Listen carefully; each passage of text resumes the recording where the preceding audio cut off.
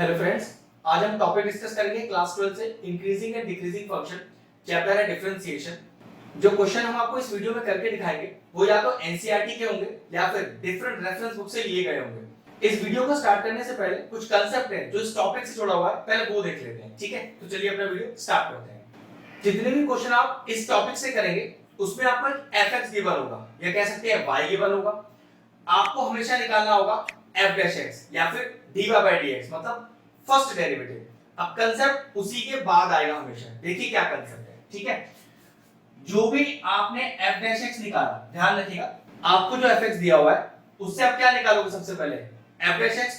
तो अगर वो f डैश x, ध्यान से सुनिएगा, ग्रेटर देन इक्वल टू 0 हुआ, हाँ जी, अगर f dash x greater than equal to 0 हुआ तो फंक्शन की कंडीशन क्या होगी? कंडीशन हो गया इंक्रीजिंग फंक्शन। ध्यान से समझिएगा, वो हो गया इंक्रीजिंग फंक्शन। लेकिन वो f डैश x सिर्फ ग्रेटर देन 0 है, इक्वल टू नहीं आ रहा, तो वो हो जाएगा स्ट्रिक्टली इंक्रीजिंग फंक्शन। ध्यान से समझिएगा, स्ट्रिक्टली इंक्रीजिंग फंक्शन। ठीक है, ऐसे ही चलिए। अगर आपका f dash x less than equal to 0 आ जाए तो कैसा फंक्शन हो जाएगा? वो हो जाएगा डिक्रीजिंग फंक्शन। ध्यान से समझिएगा, ठीक है। और वही f डैश x सिर्फ आपका लेस देन 0, इक्वल टू ना लग रहा हो, ठीक है, तो ये फंक्शन हो जाएगा स्ट्रिक्टली डिक्रीजिंग फंक्शन। एक केस और है, केस ये कि फंक्शन आपका इंक्रीजिंग भी है और डिक्रीजिंग भी है पर्टिकुलर इंटरवल्स पर। तो लिखेंगे if f dash x is both क्या? Increasing and decreasing on particular interval, तो कहेंगे the function is neither increasing not decreasing. मतलब एक पर्टिकुलर इंटरवल पर वो डिक्रीज हो रहा है और फिर आगे जाके इंक्रीज भी हो रहा है, तो समझ जाएगा the function is neither decreasing nor increasing. Concept एक बार फिर देख लेते हैं।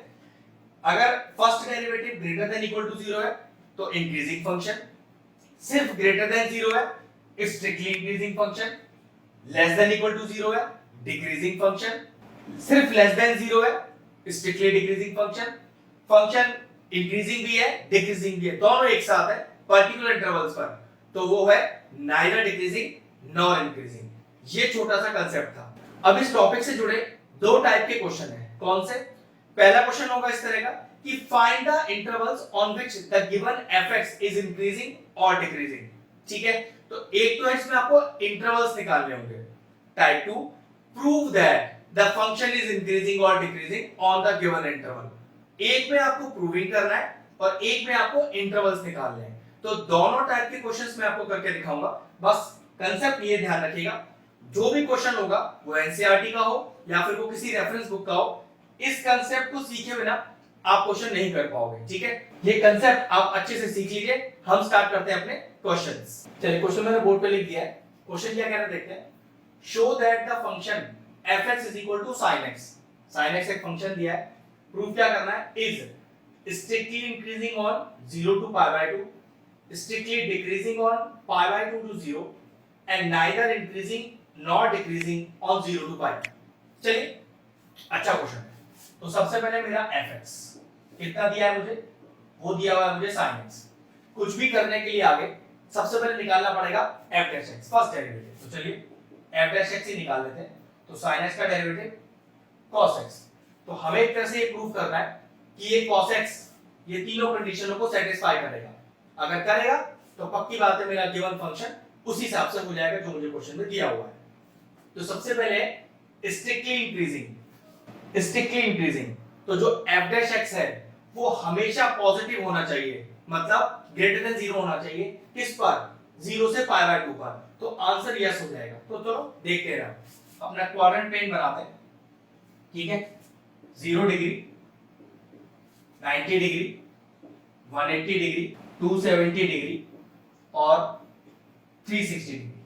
ठीक है, ध्यान से देखना, हर क्वाड्रेंट किसी पर्टिकुलर रेशियो के लिए पॉजिटिव होता है और किसी के लिए नेगेटिव होता है। तो चलिए देख लेते हैं। फर्स्ट क्वाड्रेंट की बात करें, आफ्टर स्कूल टू कॉलेज, मतलब आफ्टर का ए ले लीजिए, ये फर्स्ट क्वाड्रेंट की बात कर रहे हैं, तो ए लेने का मतलब है ऑल रेशियोज पॉजिटिव, कि अगर सारे रेशियोज फर्स्ट क्वाड्रेंट में लाई करेंगे तो पॉजिटिव ही हो जाएंगे। ठीक, नाउ सेकंड क्वाड्रेंट की बात करें तो आफ्टर स्कूल, स्कूल का एस वर्ड ले लीजिए और वहां से रेशियो कौन सा बनेगा, साइन थीटा और उसका उल्टा कोसेक थीटा, वो पॉजिटिव हो जाएंगे और सारे रेशियो सेकंड क्वाड्रेंट में नेगेटिव हो जाएंगे। आफ्टर स्कूल टू का टी ले लीजिए पहला और यहां से रेशियोज कौन सा बनेंगे, tan थीटा और उसका रिवर्स cot थीटा, पॉजिटिव और सारे रेशियोज नेगेटिव थर्ड क्वाड्रेंट में। After school to college, college का सी ले लीजिए cos थीटा और उसका रिवर्स sec थीटा, पॉजिटिव और सारे रेशियोज नेगेटिव फोर्थ क्वाड्रेंट में। तो हमें क्या चेक करना है, f dash x greater than 0 होना चाहिए। f dash x cos x है तो cos x को पॉजिटिव होना जरूरी है, किस पर, 0 से π/2 पर, 0 से π/2 पर। भाई 0 से π/2 पर तो सारे रेशियोज ही पॉजिटिव होते हैं, तो इसका मतलब क्या हुआ, cos x भी पॉजिटिव ही होगा। तो ये लीजिए पहला बात हो गया। अब चलिए बी पार्ट की तरफ चलते हैं। स्ट्रिक्टली डिक्रीजिंग प्रूफ करना है π/2 से π पर। अब स्ट्रिक्टली डिक्रीजिंग कंडीशन देखो, strictly decreasing f dash x less than 0, कि अगर आपका f dash x less than 0 prove हो जाता है तो स्ट्रिक्टली डिक्रीजिंग भी होगा।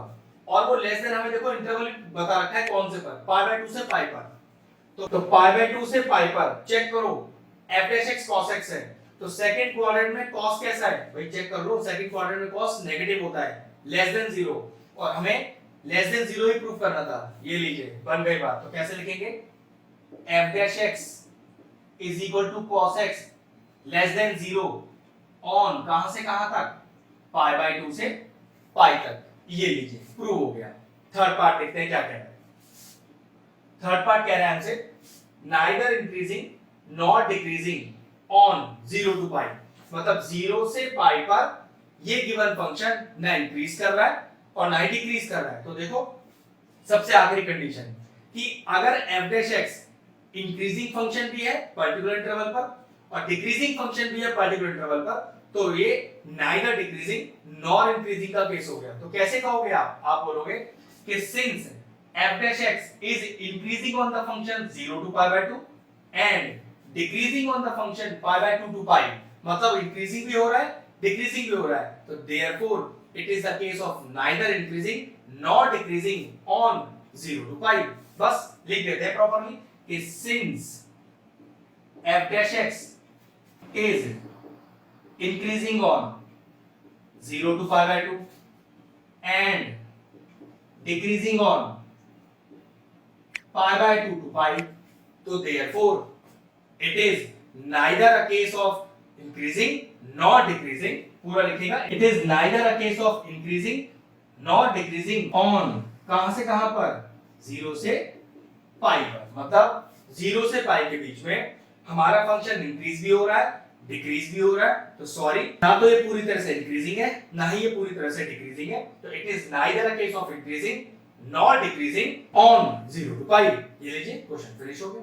अगर हमारे व्यूअर्स को हमारे वीडियोस पसंद आ रहे हैं तो हमारे चैनल को सब्सक्राइब कर लें और साथ में लगे बेल आइकन को भी हिट कर दें। आपको अगर मैथ्स से जुड़ा कोई क्वेरी है किसी भी क्लास के लिए तो वो आप मुझे व्हाट्सएप कर सकते हैं, जो नीचे नंबर आ रहा है। आपका जो सोल्यूशन है मैं जल्दी से जल्दी देने का कोशिश करूंगा।